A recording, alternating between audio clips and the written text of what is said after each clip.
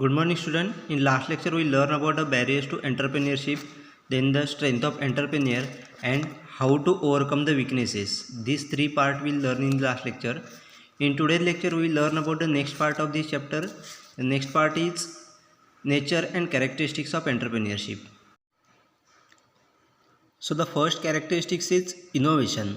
And a businessman who simply behave in the traditional way cannot be entrepreneur. Innovation involves problem solving, and the entrepreneur is problem solver. According to Sampeter, entrepreneurship is creative activity. An entrepreneur is basically an innovator who introduces something new in the economy. म्हणजे त्या ठिकाणी first आपल्याला characteristics दिले ते म्हणजेच innovation. तर या ठिकाणी आपल्याला सांगितलं की प्रत्येक एंटरप्रेन्युअर हा ठिकाणी एक इनोव्हेटर त्या ठिकाणी आपल्याला असलेला दिसून येतो. म्हणजे ज्यावेळेला आपण एखादा न्यू बिझनेस स्टार्टअप करत असतो त्यावेळेला प्रत्येक एंटरप्रेन्युअर हे नवीन नवीन प्रोडक्ट हे त्या ठिकाणी आपल्याला इंट्रोड्यूस करताना दिसून येतात. म्हणजेच मार्केटमध्ये कोणकोणत्या अपॉर्च्युनिटीज त्या ठिकाणी निर्माण झालेल्या आहेत किंवा मार्केटमधली एखादी सिच्युएशन पाहून त्यानुसार एखादं नवीन प्रोडक्ट डेव्हलप करणं असेल किंवा एखादी नवीन सर्व्हिस त्या ठिकाणी डेव्हलप करण्याचं काम हे त्या ठिकाणी आपल्याला एंटरप्रेन्युअरच्या माध्यमातून केलेलं दिसून येतं. त्यामुळेच प्रत्येक एंटरप्रेन्युअर हा ठिकाणी एक इनोव्हेटर किंवा क्रिएटिव्ह ॲक्टिव्हिटी ठिकाणी एंटरप्रेन्युअरशिप ही एक क्रिएटिव्ह ॲक्टिव्हिटी ठिकाणी आपल्याला असलेली दिसून येते. म्हणजेच वेगळ्या प्रकारचे इनोव्हेशन्स किंवा वेगळ्या प्रकारचे क्रिएटिव्ह पद्धतीने त्या ठिकाणी आपल्याला प्रोडक्ट हे डेव्हलप केलेले आपल्याला दिसून येतात. Next is hi achievement. People having high need of achievement are more likely to success as an entrepreneurs. The achievement motive is to assumptions of the relatively stable enduring characteristics of an individual. Achievement motive can be increased by the deliberate efforts. Various studies on the psychological root of the entrepreneurship reveal the presence of the high achievement among the successful entrepreneurs. म्हणजेच next characteristics दिले ते म्हणजेच हाय achievement. म्हणजेच प्रत्येक entrepreneur त्याला successful entrepreneur व्हायचं असेल तर प्रत्येक व्यक्तीकडे त्या ठिकाणी आपल्याला हाय अचिव्हमेंट हे त्या ठिकाणी असणं गरजेचं असतं. म्हणजेच वेगळ्या प्रकारचे अचिव्हमेंट्स असतील या ठिकाणी आपल्याकडे असणं गरजेचं असतं. त्याच्या माध्यमातून आपलं जे काही इंडिव्हिज्युअल व्यक्तीचं जे काही मोटिवेशन आहे ते मोटिवेशन जे आहे ते मिळवायला आपल्याला मदत झालेली दिसून येते. म्हणजेच वेगळ्या अचिव्हमेंटच्या माध्यमातून त्या ठिकाणी ॲटोमॅटिकली वेगळ्या प्रकारचं मोटिवेशन जे आहे वेगळ्या गोष्टी नवीन नवीन गोष्टी करण्यासाठी असेल किंवा वेगळ्या प्रकारची इनोव्हेशन करण्यासाठी लागणारं जे काही मोटिवेशन आहे हे त्या ठिकाणी आपल्याला अचिव्हमेंटच्या माध्यमातून त्या ठिकाणी जनरेट झालेलं दिसून येतं. त्यामुळे प्रत्येक एंटरप्रेन्युअरला जर सक्सेसफुल एंटरप्रेन्युअर व्हायचं असेल तर त्याच्याकडे हाय अचिव्हमेंट त्या ठिकाणी असणं गरजेचं असतं. त्याचबरोबर वेगळ्या प्रकारचे सायकोलॉजिकल रूटच्या माध्यमातून जो काही स्टडी केलेला आहे वेगळ्या एंटरप्रेन्युअरशिपचा त्याच्या माध्यमातून असं लक्षात येतं की प्रत्येक सक्सेसफुल एंटरप्रेन्युअर हा ठिकाणी हाय अचिव्हमेंट प्रत्येक त्याच्याकडे आपल्याला मोठ्या प्रमाणात अचिव्हमेंट त्या ठिकाणी असलेल्या दिसून येतात जेणेकरून तो त्या ठिकाणी मोठ्या प्रमाणात मोटिवेट झालेला आपल्याला दिसून येतो आणि त्यामुळेच तो सक्सेसफुल एंटरप्रेन्युअर म्हणून मार्केटमध्ये आपल्याला असलेला दिसून येतो. Next is managerial skill and leadership. According to B.F. Husserl, managerial skills and leadership are most important facts of the entrepreneurship. Financial skills are only of the secondary importance. A person who is become an individual entrepreneur must have more than the drive to earn a profit. He must have a ability to lead and manage. Next त्या ठिकाणी आपल्याला characteristics दिले ते म्हणजेच managerial skills and leadership.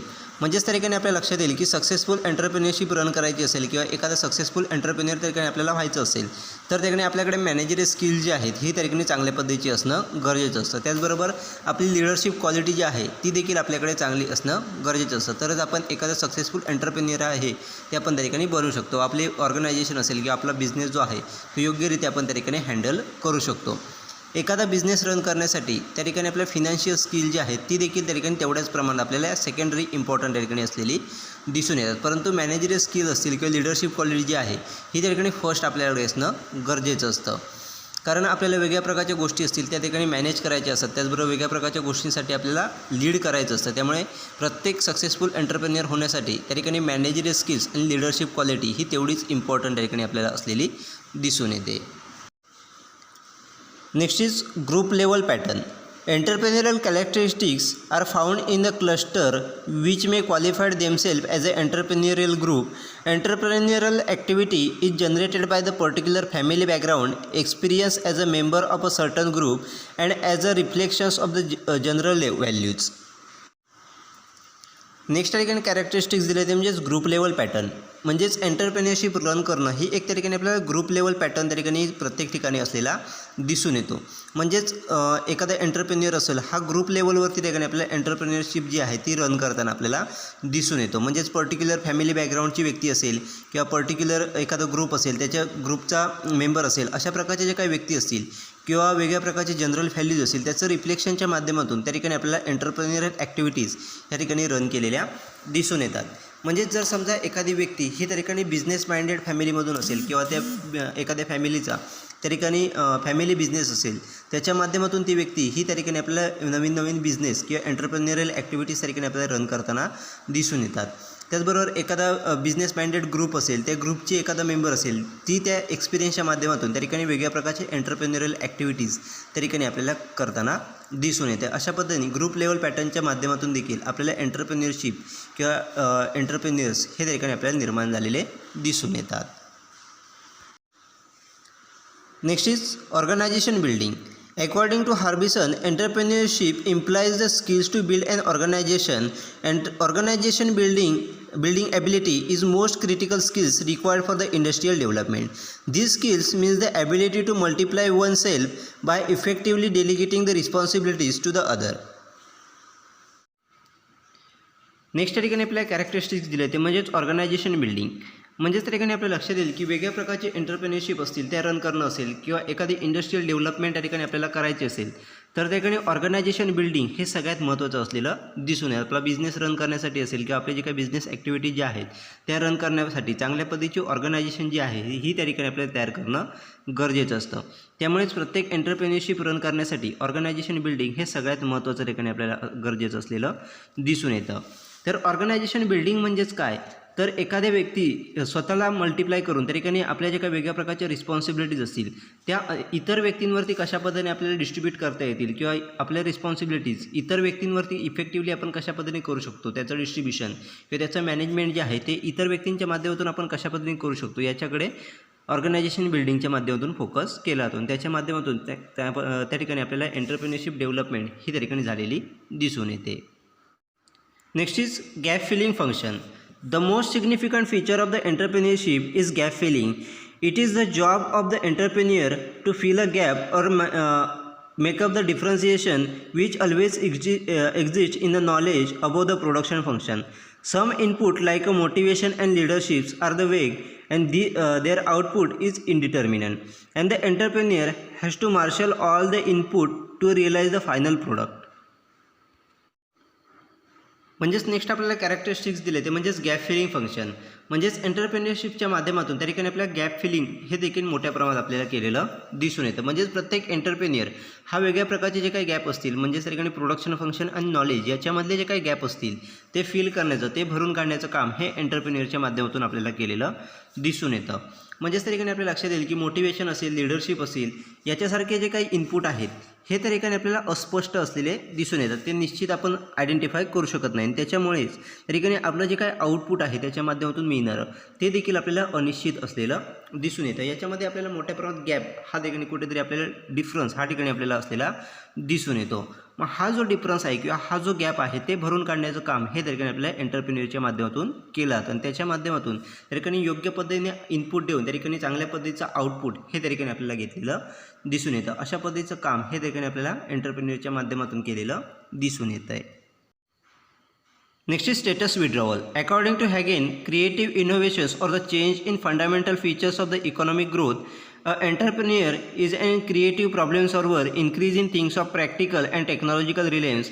He feels the sense of increased pleasures when facing a problem and tolerates the disorder without a discomfort. Next ठिकाणी आपल्याला characteristics दिले ते म्हणजे स्टेटस विड्रॉवल. म्हणजे त्या ठिकाणी आपल्याला लक्षात येईल की प्रत्येक एंटरप्रेन्योर हा ठिकाणी आपल्याला एक क्रिएटिव्ह इनोव्हेटर त्या ठिकाणी आपल्याला असलेला दिसून येतो. म्हणजेच वेगळ्या गोष्टी त्या ठिकाणी आपल्याला कशा पद्धतीने इनोव्हेट करता येईल किंवा कशा पद्धतीने क्रिएटिव्ह पद्धतीने आपल्याला मांडता येईल याच्याकडे आपल्याला फोकस करताना दिसून येतो. त्यामुळे जे काही प्रॅक्टिकल प्रॉब्लेम असतील किंवा जे काही टेक्नॉलॉजिकल प्रॉब्लेम असतील ते सॉल्व्ह करण्यासाठी आपण नवीन नवीन गोष्टी किंवा क्रिएटिव्ह पद्धतीने ते कशा पद्धतीने सॉल्व्ह करू शकतो किंवा त्याच्यामध्ये इनोव्हेशन कशा पद्धतीने आणू शकतो याच्याकडे प्रत्येक एंटरप्रेन्योर हा ठिकाणी आपल्याला फोकस करताना दिसून येतो. आणि विदाऊट डिस्कम्फर्ट तो ठिकाणी वेगळ्या प्रकारचे जे काही प्रॉब्लेम असतील ते आपल्याला कशा पद्धतीने सोडवता येईल याच्याकडे आपल्याला फोकस केलेला दिसून येतो. Next is functions of social, political, and economical structure. Entrepreneurs are not equally distributed in the population. Minorities have provided most of the entrepreneurial talent, but all the minorities are not important sources of the entrepreneurship. Entrepreneurial supply depend upon the force structure, limitation structure, demand structure, opportunity structure, and labor structure. However, the entrepreneurship depend upon the rather specific combinations of the circumstances which are difficult to create and easy to destroy.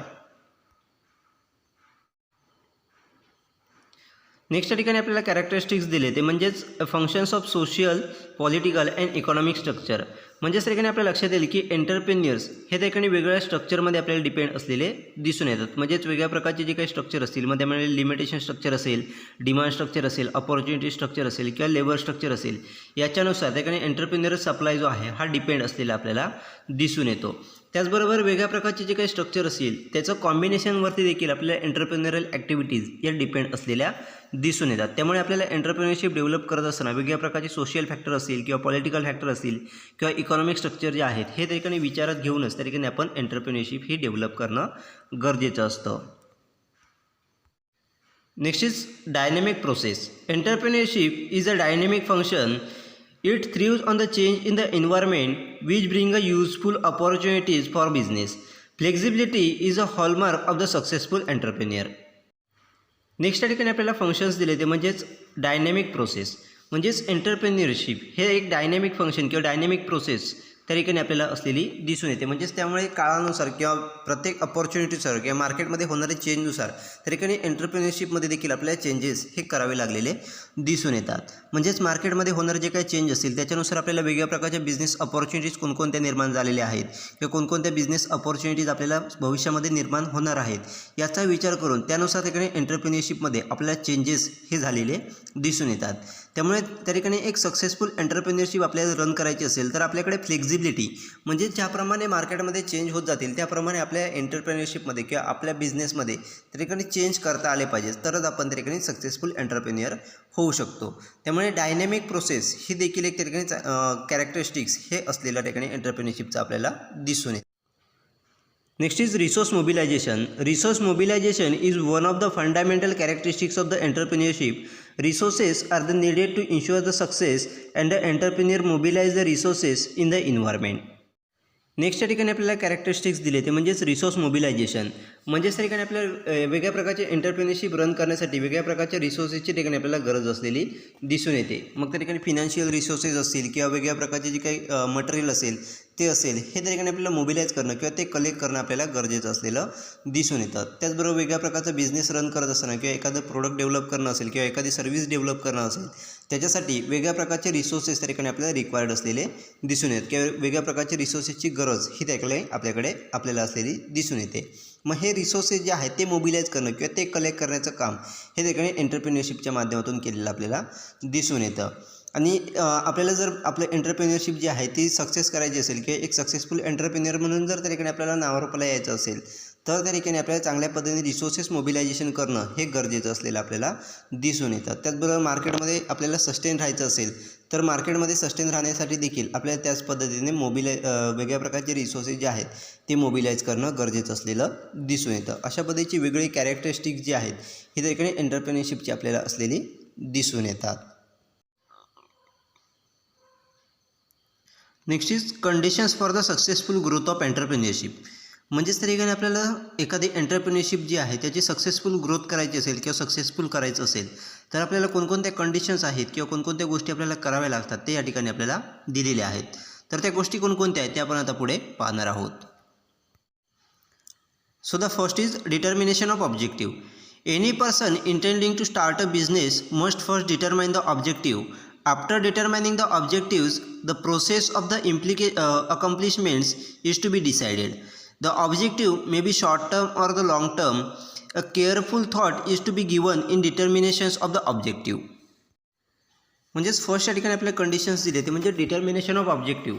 म्हणजेच कोणतीही व्यक्ती ही त्या ठिकाणी एखादा business run करत असताना त्या ठिकाणी फर्स्ट आपण आपली ऑब्जेक्टिव्ह कोणकोणती असणार आहेत किंवा आपलं एंटरप्रेन्युअरशिप जे आहे किंवा आपला बिझनेस जो आहे तो रन करण्यामागे मेन ऑब्जेक्टिव्ह काय आहेत हे त्या ठिकाणी आयडेंटिफाय करणं गरजेचं असतं. मुख्य उद्देश आपला काय आहे बिझनेस करण्यामागचा हे त्या ठिकाणी आयडेंटिफाय करणं गरजेचं असतं. आणि ती ऑब्जेक्टिव्ह डिटरमाइन केल्याच्यानंतर किंवा आपली उद्दिष्ट आहेत ती आयडेंटिफाय केल्याच्यानंतर त्याच्यानंतरच आपण बिझनेस कशा पद्धतीने रन करणार आहोत हे डिसाईड करणं गरजेचं असतं. किंवा आपली ऑब्जेक्टिव्ह जे आहे ते आपण कशा पद्धतीने इम्प्लिमेंट करणार आहोत हे तरीकेने आपल्याला आयडेंटिफाय करणं गरजेचं असतं. परंतु प्रत्येक बिझनेस करण्या अगोदर किंवा एखादा एंटरप्रेन्योरशिप स्टार्ट करण्या अगोदर आपल्याला त्याची ऑब्जेक्टिव्ह जी आहेत ही तरीकेने डिसाईड करणं गरजेचं असतं. मग ही ऑब्जेक्टिव्ह जी आहे ती काही वेळेला शॉर्ट टर्म असतील, म्हणजेच अगदी शॉर्ट पिरियडसाठी आपण ते ऑब्जेक्टिव्ह डिसाईड करत असू, 1 वर्षासाठी असतील किंवा 2 वर्षासाठी असतील, किंवा काही वेळेला आपण लाँग टर्म ऑब्जेक्टिव्ह म्हणजेच 5 वर्ष 10 वर्षानंतर आपण अशा पद्धतीची गोष्टी करणार आहोत. अशा पद्धतीची ऑब्जेक्टिव्ज ही त्या ठिकाणी आपण डिसाईड करू शकतो. परंतु कोणत्याही पद्धती शॉर्ट टर्म हो या लाँग टर्म हो आपण त्या ठिकाणी ऑब्जेक्टिव्ह जे आहेत ही प्रत्येक बिझनेस स्टार्ट करण्या अगोदर आपल्याला डिसाईड करणं गरजेचं असतं. त्यानंतरच आपण चांगल्या पद्धतीने सक्सेसफुल एंटरप्रेन्युअर ही रन करू शकतो. Next is planning. The future is uncertain, hence the planning is need to be of the hour. Sufficient reserves are to be created to meet the future uncertainties. Hence, before planning for any business, the problem and their relative solution should be studied. म्हणजेच next आपल्याला conditions दिले ते म्हणजेच planning. म्हणजेच एखादा business किंवा एखादी entrepreneur run करत असताना प्लॅनिंग तेवढंच महत्त्वाचं त्याकडे आपल्याला असलेलं दिसून येतं. परंतु हे प्लॅनिंग करत असताना आपण लाँग टर्मसाठी एखादी गोष्ट ही प्लॅन करू शकत नाही, कारण फ्युचर अनसर्टन त्या ठिकाणी आपल्याला असलेलं दिसून येतं. फ्युचरमध्ये कोणत्या गोष्टी घडणार आहेत हे आपण आताच सांगू शकत नाहीत, अनिश्चित गोष्टी त्या ठिकाणी घडू शकतात. त्यामुळे प्लॅनिंग करताना आपण अगदी शॉर्ट पिरियडसाठी अगदी ठराविक काळापर्यंतच आपण प्लॅनिंग हे करू शकतो. परंतु फ्युचर अनसर्टन जरी असलं तरी आपल्याला फ्युचरमध्ये कोणकोणते प्रॉब्लेम येऊ शकतात ते आपण त्या ठिकाणी बिझनेस स्टार्ट करण्या अगोदर प्लॅनिंगमध्ये आयडेंटिफाय करणं गरजेचं असतं. म्हणजेच एखादा बिझनेस रन करत असताना आपल्याला फ्युचरमध्ये कोणकोणत्या कंडिशन येऊ शकतात किंवा कोणकोणते प्रॉब्लेम येऊ शकतात हे त्या ठिकाणी अगोदर आयडेंटिफाय करणं गरजेचं असतं. आणि हे प्रॉब्लेम आयडेंटिफाय केल्याच्यानंतर त्याच्यावरती आपण सोल्युशन काय देऊ शकतो किंवा तो प्रॉब्लेम आल्याच्यानंतर त्याचं सोल्युशन काय आहे तो आपण कशा पद्धतीने सॉल्व्ह करू शकतो हे प्लॅनिंगमध्ये आपल्याला आयडेंटिफाय करणं गरजेचं असतं. त्याचबरोबर फ्युचरमध्ये येणाऱ्या ज्या काही अनसर्टनिटीज असतील म्हणजेच अनिश्चितता असतील किंवा येणारे जे काही प्रॉब्लेम असतील ते प्रॉब्लेम सॉल्व्ह करण्यासाठी आपल्याला जो काही लागणारे रिसोर्सेस असतील किंवा वेगळ्या प्रकारचे जो काही फंड असतील तो आपण कशा पद्धतीने रिझर्व करून ठेवता येईल, तो आपण कशा पद्धतीने आपल्याकडे ठेवता येईल याच्याकडे आपल्याला फोकस करणं गरजेचं असतं. म्हणजेच रॉ मटेरियल असेल किंवा फिनान्शियल सपोर्ट असेल किंवा वेगळा लागणारा जो काही फंड असेल तो आपण अगोदरच कशा पद्धतीने रिझर्व करून ठेवता येईल याच्याकडे आपण प्लॅनिंगमध्ये फोकस केलं पाहिजे, जेणेकरून फ्युचरमध्ये येणारे जे काही प्रॉब्लेम असतील किंवा फ्युचरमध्ये येणारे जे काही अनसर्टनिटीज असतील त्याच्यावरती योग्यरित्या आपण त्या ठिकाणी मात करू शकतो. त्यामुळे आपल्याला सक्सेसफुल एंटरप्रेन्युअर त्या ठिकाणी व्हायचं असेल किंवा सक्सेसफुल ग्रोथ त्या ठिकाणी करायची असेल तर त्या ठिकाणी प्लॅनिंग देखील तेवढंच महत्त्वाचं असलेलं आपल्याला दिसून येतं. Next is adequate capital. Finance is rightly called the blood of the every business activity. The organization may be planned through the research, but without a sufficient capital, the other factor of the production become a passive. Next condition दिली आहे ते म्हणजेच adequate capital. म्हणजेच त्या ठिकाणी आपल्या लक्षात येईल की आपल्याला एखादा एंटरप्रेन्योरशिप रन करायची असेल किंवा एखादा बिझनेस रन करायचा असेल तर आपल्याकडे ॲडिक्वेट योग्य असं कॅपिटल किंवा योग्य असा फंड किंवा मनी जो आहे तो आपल्याकडे ॲडिक्वेट असणं गरजेचं असतं. जर आपण बघितलं तर आपल्या लक्षात येईल की फिनान्स किंवा कॅपिटल जे आहे हे प्रत्येक बिझनेसच्या ठिकाणी आपल्याला ब्लड असलेलं दिसून येतं. म्हणजेच एखादा बिझनेस रन करण्यासाठी कॅपिटल किंवा फिनान्स जो आहे फिनान्शियल सपोर्ट हा सगळ्यात महत्त्वाचा ठिकाणी आपल्याला असलेला दिसून येतो. त्यामुळेच त्या ठिकाणी एखादा एंटरप्रेन्योरशिप स्टार्ट करणं असेल किंवा ती सक्सेसफुल ग्रोथ करायची असेल तर योग्यरित्या कॅपिटल जे आहे ते आपल्याला कलेक्ट करणं असेल किंवा त्याचं जो काही रिझर्वेशन आहे ते योग्य पद्धतीने रिझर्वेशन असेल, त्याचं कलेक्शन असेल ते योग्य पद्धतीने कलेक्शन आपण त्या ठिकाणी करणं गरजेचं असतं. जर आपण एंटरप्रेन्योरशिप रन करत असताना आपल्याकडे ॲडिक्वेट कॅपिटल नसेल तर आपण योग्यरित्या ग्रोथ त्या ठिकाणी करू शकत नाही. आपले इतर फंक्शन्स म्हणजेच प्लॅनिंग असेल किंवा इतर जे काही मार्केटिंग असेल किंवा इतर जे काही रिसोर्सेस आहेत ते जरी त्या ठिकाणी ॲडिक्वेट असले आणि कॅपिटल जर नसेल किंवा फिनान्स जो आहे तो आपल्याकडे नसेल तर त्या ठिकाणी आपण योग्यरित्या ग्रोथ ही करू शकत नाही. त्यामुळे ॲडिक्वेट कॅपिटल हे देखील तेवढंच महत्त्वाचं ठिकाणी आपल्याला एंटरप्रेन्योरशिपच्या ग्रोथमध्ये असलेलं दिसून येतं. Next is proper location, layout and size. The entrepreneur has to be very careful in selecting an appropriate location. The availability of raw material, labour supply, electricity, capital market, transport facilities, government policies are the point to be consider in selecting the appropriate location. The business may be large, medium or the small. The decision regarding the same is taken by the entrepreneur. Next आपल्याला दिले ते म्हणजेच proper location, layout and size. म्हणजेच आपली entrepreneurship असेल किंवा आपला जो काही बिझनेस आहे तो करण्यासाठी योग्य लोकेशन त्या ठिकाणी आपल्याला सिलेक्ट करणं गरजेचं असतं. त्याचबरोबर त्याचा लेआउट आहे, त्याचा लेआउट योग्य पद्धतीने, त्याची साईज आहे ती योग्य साईज त्या ठिकाणी आपल्याला सिलेक्ट करणं गरजेचं असतं. तरच आपण योग्यरित्या ग्रोथ जी आहे ती करू शकतो. जर आपल्या एंटरप्रेन्योरची लोकेशन हे जर योग्य ठिकाणी नसेल तर आपले रॉ मटेरियल मिळवणं असेल किंवा फंड कलेक्शन असेल, त्याचबरोबर आपलं रेडी प्रोडक्ट किंवा आपले जे काही प्रोडक्ट आहे ते मार्केटमध्ये सेल करण्यामध्ये मोठ्या प्रमाणात आपल्याला प्रॉब्लेम हे निर्माण झालेले दिसून येतात. त्याचबरोबर आपलं लेआउट जर योग्य पद्धतीने नसेल तर आपले जे काही वेगळ्या प्रकारचे फंक्शन्स असतील, प्रोडक्शन फंक्शन असेल किंवा इतर जे काही फंक्शन्स असतील ते त्या ठिकाणी आपल्याला रन करण्यामध्ये प्रॉब्लेम निर्माण झालेले दिसून येतात. त्याचबरोबर साईज म्हणजे आपल्या बिझनेसची साईज ही लहान असेल किंवा आपला जो काही एरिया जो आहे तो जर लहान असेल तर त्याच्यामध्ये आपल्याला एक्सपान्शन करणं किंवा वेगळ्या प्रकारची जी काही ग्रोथ आहे ती ग्रोथ करण्यामध्ये आपल्याला अडथळे निर्माण झालेले दिसून येतात. त्यामुळे प्रॉपर लोकेशन असेल, लेआउट असेल, साईज असेल या प्रॉपर तरीकेने आपल्याला सिलेक्ट करणं गरजेचं असतं. तर लोकेशन सिलेक्ट करत असताना कोणकोणत्या गोष्टी ठिकाणी आपल्याला विचारात घेतल्या पाहिजे, तर रॉ मटेरियलची अवेलेबिलिटी म्हणजेच आपल्याला लागणारं जे काही रॉ मटेरियल आहे ते इझिली अवेलेबल होईल की नाही, लेबर जे आहे ते योग्यरित्या अवेलेबल होईल की नाही, त्याचबरोबर इलेक्ट्रिसिटी सप्लाय असेल, कॅपिटल मार्केट असेल किंवा वेगळ्या प्रकारचे जे काही ट्रान्सपोर्ट फॅसिलिटीज असतील तर ट्रान्सपोर्ट फॅसिलिटीज जवळपास आहेत की नाही, योग्यरित्या आपल्याला अवेलेबल होऊ शकतात की नाही. त्याचबरोबर त्या ठिकाणी असणारं जे काही गव्हर्नमेंट आहे त्या गव्हर्नमेंट पॉलिसीज कशा पद्धतीच्या आहेत या सर्व गोष्टी विचारात घेऊनच त्या ठिकाणी आपण लोकेशन सिलेक्ट करणं गरजेचं असतं. मग एखादा लार्ज बिझनेस असो, मीडियम बिझनेस असो किंवा स्मॉल स्केल बिझनेस असो, कोणत्याही प्रकारचा बिझनेस असला तर या प्रकारचे डिसिजन जे आहेत हे पूर्णपणे एंटरप्रेन्युअर त्या ठिकाणी आपल्याला घेताना दिसून येतो. त्यामुळे प्रॉपर लोकेशन असेल किंवा प्रॉपर लेआउट असेल किंवा साईज असेल ही प्रॉपर त्या ठिकाणी आपल्याला सिलेक्ट करणं गरजेचं असतं. Next is research facilities. In this age of changing technologies, increasing competitions, new methods and the techniques of the purchase and sales, it is necessary to have a right information from the viewpoint of the business. Marketing research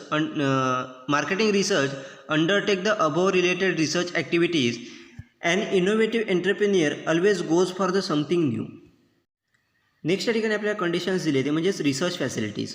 म्हणजेच आपल्याला लक्षात येईल की वेगळ्या प्रकारचे technological changes असतील किंवा वेगळ्या प्रकारचे जे काही कॉम्पिटिशन्स असतील ही त्या ठिकाणी आपल्याला मार्केटमध्ये वाढलेली दिसून येते. त्याचबरोबर वेगळ्या प्रकारच्या मेथड्सची डेव्हलपमेंट असेल किंवा वेगळ्या प्रकारची जी काही टेक्नॉलॉजिकल डेव्हलपमेंट आहे किंवा वेगळ्या प्रकारच्या पर्चेसिंग आणि सेल्सच्या टेक्निक ज्या आहेत त्या दिवसेंदिवस आपल्याला चेंज होताना दिसून येतात. त्यामुळे त्या प्रमाणात आपल्याला रिसर्च हा ठिकाणी करणं गरजेचं असतं. म्हणजेच आपल्या एंटरप्रेन्योरशिप असेल किंवा आपला बिझनेस असेल त्याच्यामध्ये कोणकोणत्या प्रकारचे न्यू टेक्नॉलॉजी आलेले आहेत किंवा कॉम्पिटिशन कशा पद्धतीने, मार्केट कॉम्पिटिशन कशा पद्धतीचे आहे, कोणकोणत्या मेथड्स त्या ठिकाणी यूज केल्या जातात किंवा पर्चेसिंग असेल किंवा सेलिंग साठी कोणकोणते टेक्निक्स त्या ठिकाणी यूज केल्या जातात याचा रिसर्च त्या ठिकाणी आपल्याला मोठ्या प्रमाणात करणं गरजेचं असतं.